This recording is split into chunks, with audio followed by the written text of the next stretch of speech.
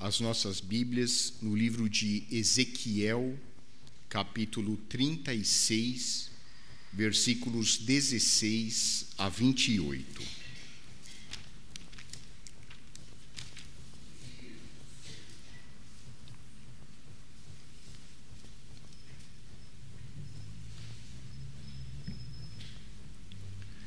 Diz assim a palavra de Deus.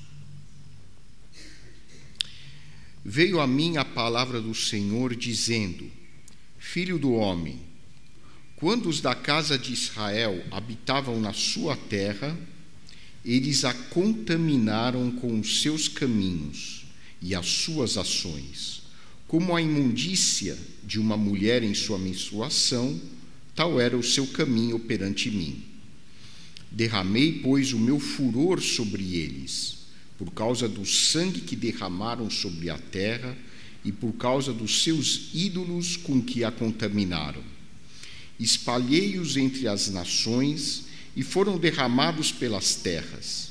Segundo os seus caminhos e segundo os seus feitos, eu os julguei. Em chegando as nações para onde foram, profanaram o meu santo nome, pois deles se dizia: são estes o povo do Senhor, porém tiveram de sair da terra dele. Mas tive compaixão do meu santo nome, que a casa de Israel profanou entre as nações para onde foi. Dize, portanto, a casa de Israel: assim diz o Senhor Deus: não é por amor de vós que eu faço isto, ó casa de Israel, mas pelo meu santo nome, que profanastes entre as nações para onde fostes.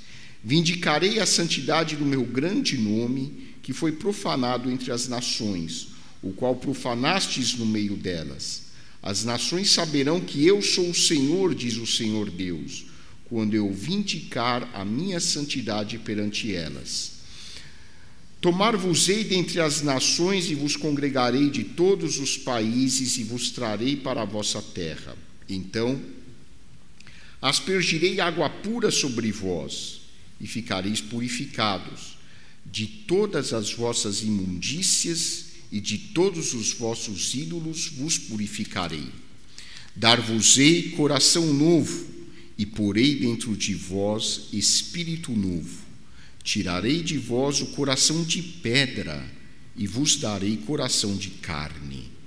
Porei dentro de vós o meu espírito, e farei que andeis nos meus estatutos, guardeis os meus juízos e os observeis. Habitareis na terra que eu dei a vossos pais. Vós sereis o meu povo e eu serei o vosso Deus. Oremos. Santo Deus, nosso Pai, nós pedimos agora que o teu Santo Espírito esteja conversando conosco, iluminando as nossas mentes e permitindo que nós possamos compreender o significado deste texto que nós acabamos de ler. Nós te pedimos também o perdão dos nossos pecados. Em nome de nosso Senhor e Salvador Jesus Cristo. Amém. Uma pauta significativa presente hoje na agenda política internacional é a preservação do meio ambiente, a preservação da natureza. Há muito tempo a natureza tem sido agredida de muitas maneiras. E isso tem gerado consequências negativas, tem gerado prejuízos no clima, na estrutura física do nosso planeta, na economia e na saúde. No Brasil, em particular, as atenções estão voltadas para a Amazônia, a ponto de líderes políticos internacionais frequentemente mencionarem a sua preocupação com relação a essa região do nosso país. Segundo dados ligados a uma fonte que trabalha com estudos ambientais, o desmatamento de grandes porções da terra referente à região da Amazônia tem levado a graves prejuízos. no funcionamento do equilíbrio ecológico da região. A exploração econômica da terra produz, entre outros efeitos, miséria, perseguição, mortes na região. Muitas pessoas têm morrido na região por causa da questão do desmatamento, por causa da morte de pessoas que lá moravam, além do aumento na incidência de doenças respiratórias. Com a questão do desmatamento, muitas crianças, especialmente, têm adoecido devido a problemas respiratórios. A voracidade com que alguns grupos têm explorado economicamente as terras, exaurindo o máximo possível de recursos naturais, é um fato que merece a nossa profunda revolta, uma vez que coloca em risco a sobrevivência da nossa espécie. Existem cálculos feitos por cientistas renomados de que, se não forem tomadas medidas urgentes, em breve várias partes do planeta serão inabitáveis. Simplesmente faltará água potável para uma parte significativa da população mundial. As pessoas vão morrer de fome e de sede. Aumentos pequenos de 1 grau centígrado, por exemplo, na região dos polos, podem provocar terríveis catástrofes na natureza.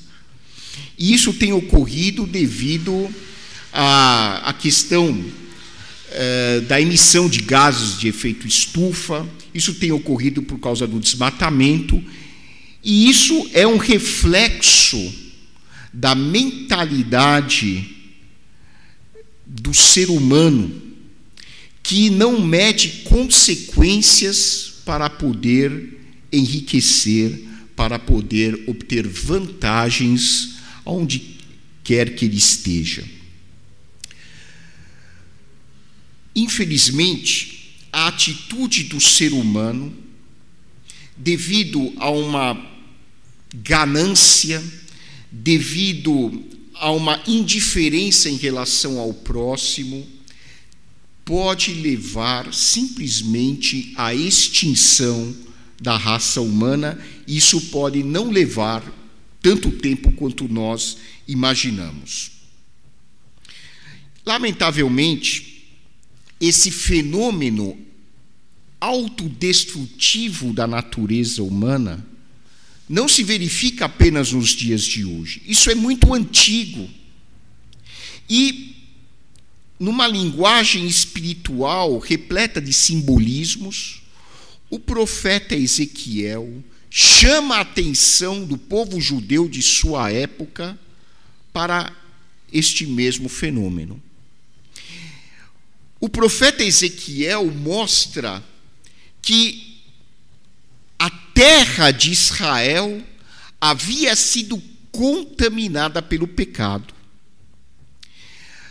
Ezequiel fala de uma realidade que nós vivemos hoje também. E isso é algo surpreendente na Bíblia. Se tem algo na Bíblia que me surpreende, é a atualidade da sua mensagem. Esse é um desafio para você e para mim.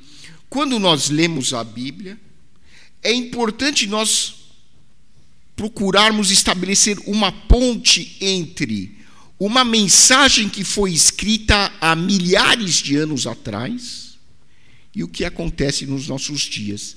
E nós vamos ver que o que os profetas do Antigo Testamento escreveram, o que os apóstolos do Novo Testamento escreveram, correspondem a uma realidade que é extremamente atual. O professor e neurocientista Siddhartha Ribeiro acabou de lançar um livro chamado Sonho Manifesto: 10 exercícios urgentes de otimismo apocalíptico.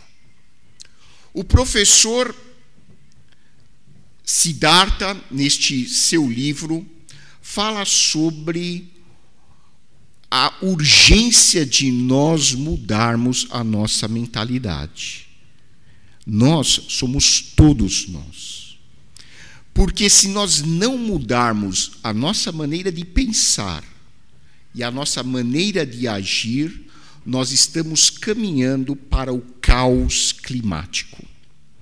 Se nós não refletirmos sobre o mundo em que estamos vivendo, talvez os nossos netos, não vou dizer filhos, mas talvez os nossos netos não possam mais sobreviver neste planeta. Nós estamos, só aqui no Brasil, só para vocês terem ideia, nós estamos tendo índices de mortalidade materna semelhantes às da década de 90. Nós estamos vivendo um caos na saúde pública. Porque a renda não é distribuída de maneira uniforme. Isso é uma iniquidade do sistema social em que nós vivemos. Em relação ao planeta, as 10 pessoas mais ricas do mundo dobraram o seu patrimônio nos primeiros 2 anos de pandemia, quando a imensa maioria da população mundial perdeu empregos, adoeceu e empobreceu. 10 pessoas mais ricas do mundo dobraram o seu patrimônio, são patrimônios de bilhões de dólares. Isso não pode corresponder ao sonho do reino de Deus idealizado por Jesus para esta nossa sociedade. E, de forma bastante interessante, o professor Siddhartha, em seu livro, fala que é importante que a população hoje recorra à sabedoria antiga, presente nas mais diferentes tradições espirituais e filosóficas, para poder sobreviver. E é aqui que eu faço uma ponte com a Bíblia. Um neurocientista hoje, de renome, está dizendo que se a nossa população quiser sobreviver nesse planeta, ela precisa voltar para a sabedoria antiga das tradições religiosas e filosóficas do passado. Porque senão, por mais conhecimento tecnológico e científico que nós tenhamos, nós não vamos sobreviver ao caos climático. E é aqui que eu, como pastor, chamo a atenção dos irmãos para recorrerem à sabedoria presente na Bíblia. Sem desmerecer a sabedoria presente em outras tradições religiosas e filosóficas, como pastor e como cristão, eu enfatizo a sabedoria bíblica para nós resgatarmos a dignidade da espécie humana a fim de podermos sobreviver. Uma das promessas mais importantes da Bíblia é a promessa de Deus de transformar o nosso caráter. Porque se não houver uma mudança no nosso coração, a nossa sobrevivência está em risco. Somente uma mudança genuína de comportamento, de caráter, de coração, pode levar o ser humano a sobreviver nesse planeta. E Deus promete, por meio do profeta Ezequiel, transformar o coração do ser humano. O que nós podemos aprender em relação a essa transformação interna? Lendo o profeta, a sua mensagem, nós aprendemos lições espirituais fundamentais para a nossa época. A primeira lição é que as nossas ações têm profundas consequências. O pecado, de acordo com a Bíblia, consiste em um estado de alienação espiritual em relação a Deus. O ser humano é distante de Deus, em sua condição natural. O ser humano, se não for atingido pela graça de Deus em seu coração, por natureza, o ser humano é egocêntrico. Até biológica e geneticamente, nós somos programados para sobreviver. Então, nós somos, por natureza, pessoas voltadas para satisfazer os nossos próprios interesses. Ocorre que, se nós agirmos de forma egocêntrica, nossas ações trarão efeitos profundamente negativos, em primeiro lugar, nas nossas vidas. Mas a Bíblia ensina uma realidade que hoje a psicologia ensina como um princípio científico. As ações do ser humano não têm efeitos isolados apenas sobre a sua individualidade. As nossas ações afetam os nossos relacionamentos. Quando eu sou mau nas minhas intenções, essa maldade não afeta apenas a minha saúde física e mental.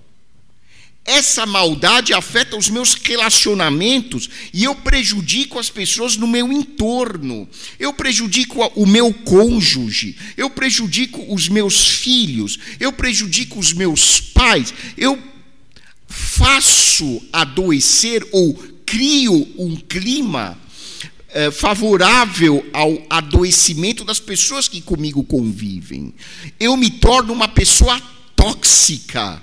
Não apenas para mim, eu me torno tóxico para aqueles que estão comigo.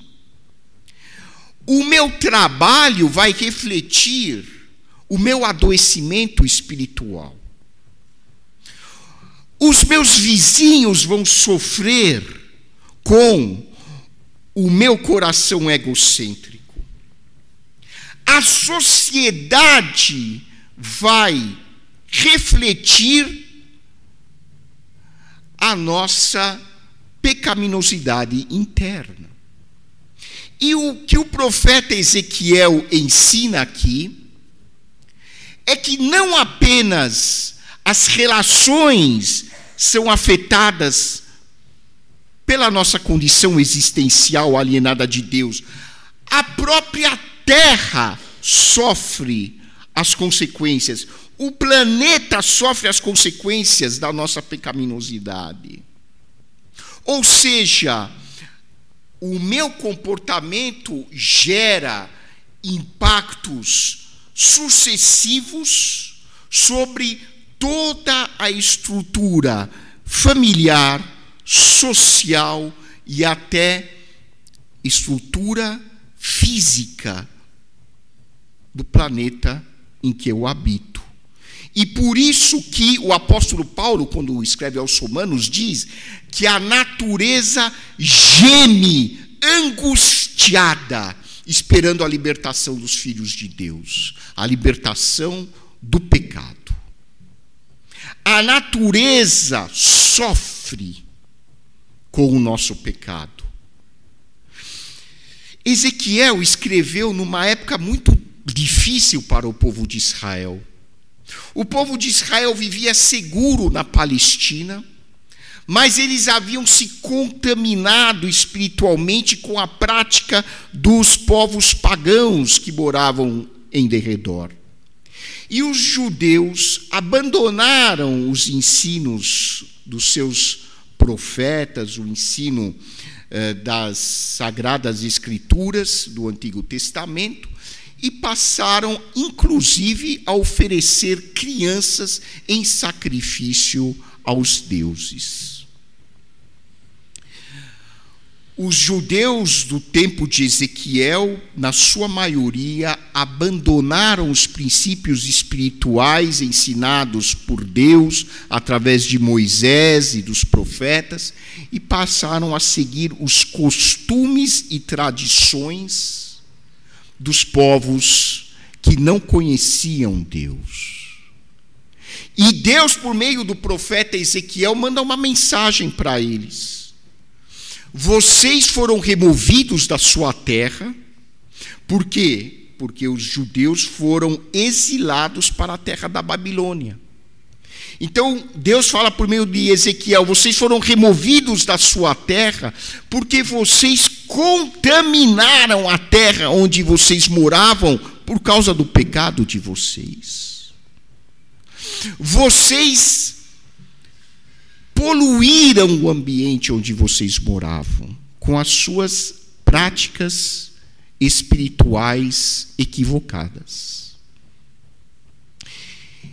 E a história de Israel serve de aprendizado para nós. Nós não somos melhores em nada que os judeus da época de Ezequiel, nós somos iguaizinhos. A igreja não é melhor que Israel, a igreja é igualzinha, porque somos todos seres humanos, com os mesmos defeitos, as mesmas limitações, as mesmas fragilidades.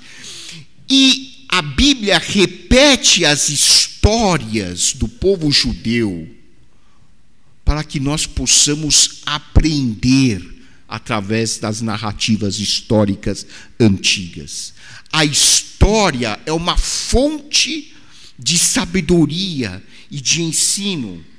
O escritor Cícero afirmou que a história é testemunha do passado, luz da verdade, vida da memória, mestra da vida, anunciadora dos tempos antigos. E o filósofo Santayana disse que os que não conseguem relembrar o passado estão condenados a repeti-lo. E é por isso que tantas vezes os profetas narram as histórias do passado de Israel para que a população pudesse aprender com os seus erros. E Ezequiel usa essa mesma didática e diz ao povo judeu: Ezequiel já estava morando na Babilônia com o povo judeu. Nós fomos exilados porque, se vocês olharem para a nossa história, nós fizemos isso errado. E hoje nós, humanidade no século XXI, precisamos, como afirmou o neurocientista Siddhartha Ribeiro, recordar a nossa história e verificar o quanto nós repetidamente temos errado. Nós já tivemos uma Primeira Guerra Mundial, nós já tivemos uma Segunda Guerra Mundial e estamos caminhando possivelmente para uma terceira e provavelmente última guerra, porque esta será nuclear e não haverá sobreviventes.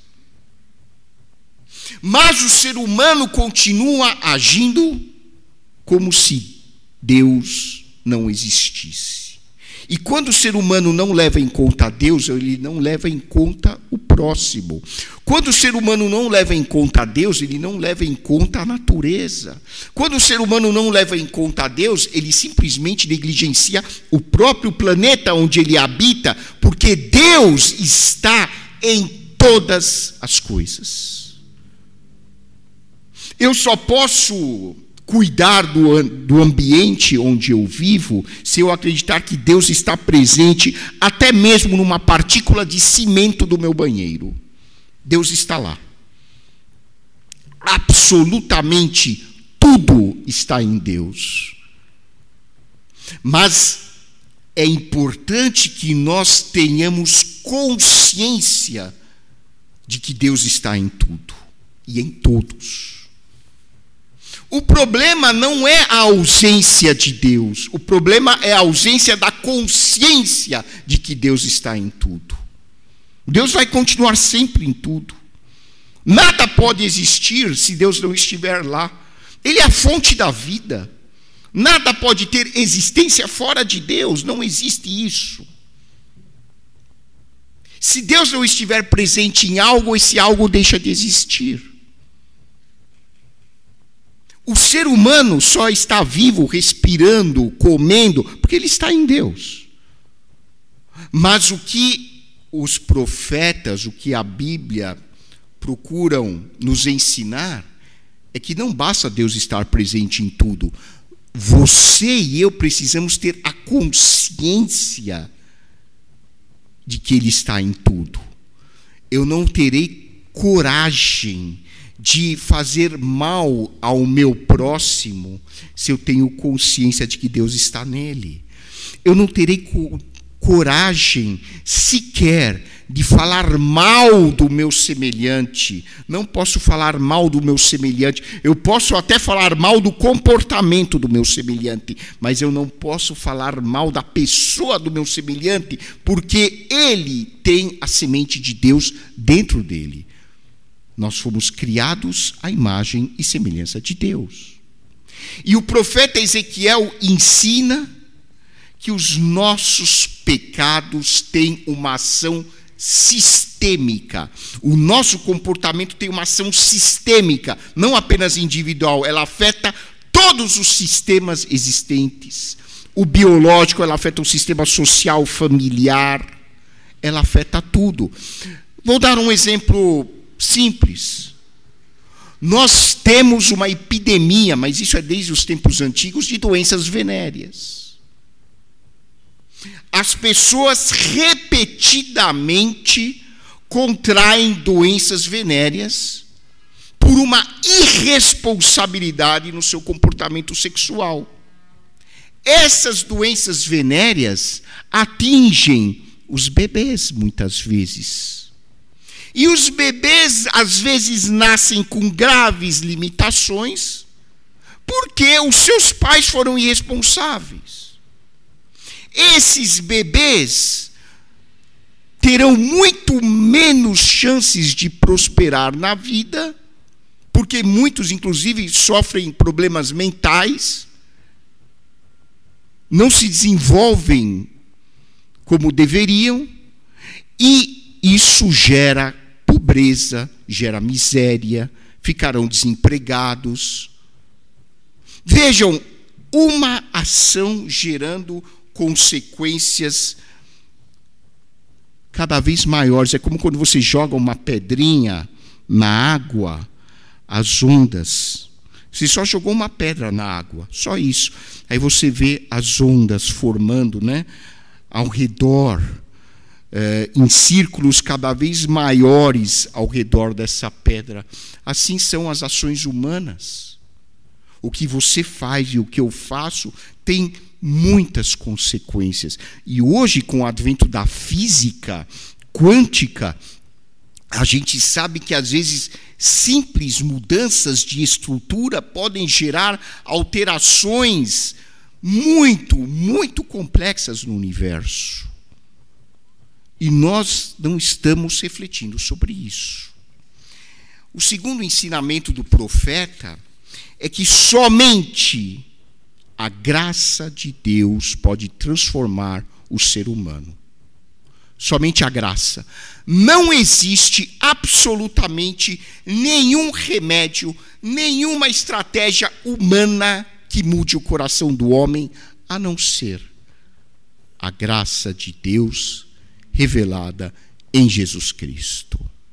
Por isso, por meio do profeta,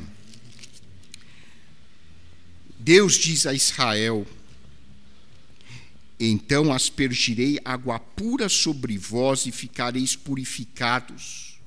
De todas as vossas imundícias e de todos os vossos ídolos vos purificarei.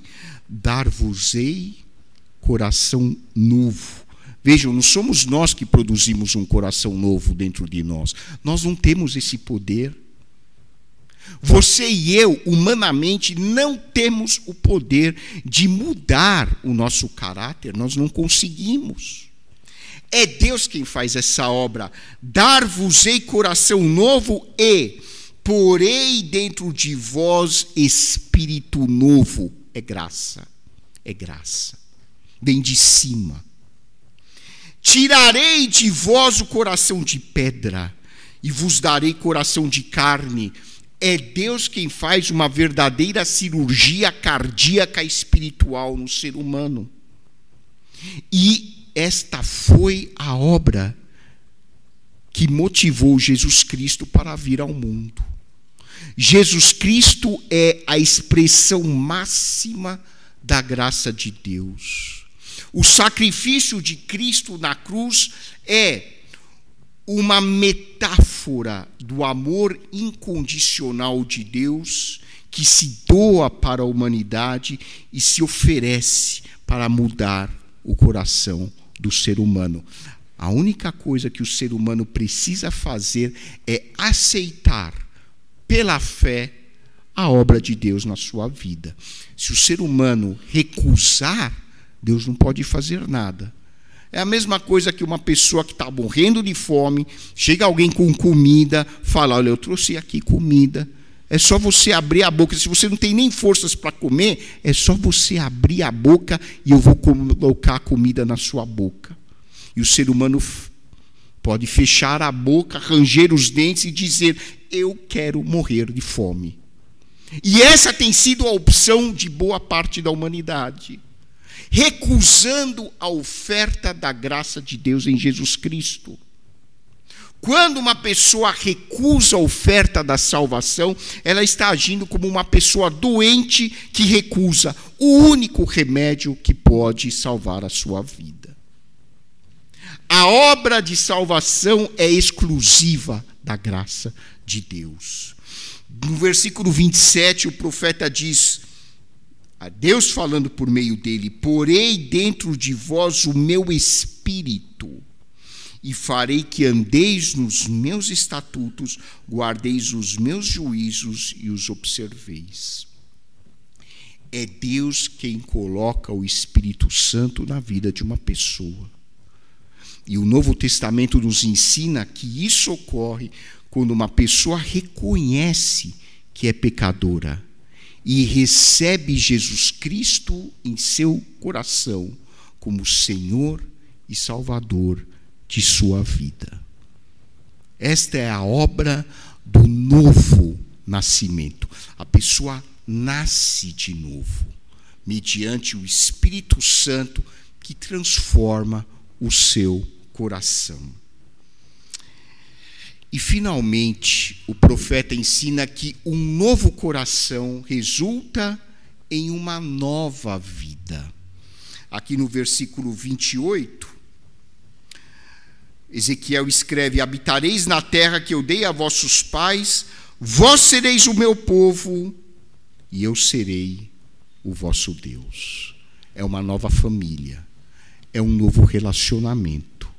Quando nós nos abrimos para a graça de Deus e o Espírito Santo transforma os nossos corações, nós passamos a nos relacionar de uma maneira diferente com nós mesmos, com aqueles que nos rodeiam e com o próprio Deus. Esse novo relacionamento vai se caracterizar pela compaixão, pelo amor, pelo respeito, pela ética, pela honestidade, pela paciência, pela tolerância. Esse novo coração não deve ser mais dominado pelo ódio, pelo preconceito, pela intolerância, pela ignorância, porque agora nós somos da família de Deus. Então nós vamos agir em conformidade com aquilo que o Espírito Santo coloca no nosso coração. Que você e eu possamos ser instrumentos de Deus para que o reino de Deus, de fato, se torne uma realidade no mundo em que nós vivemos. Que Deus abençoe a sua vida.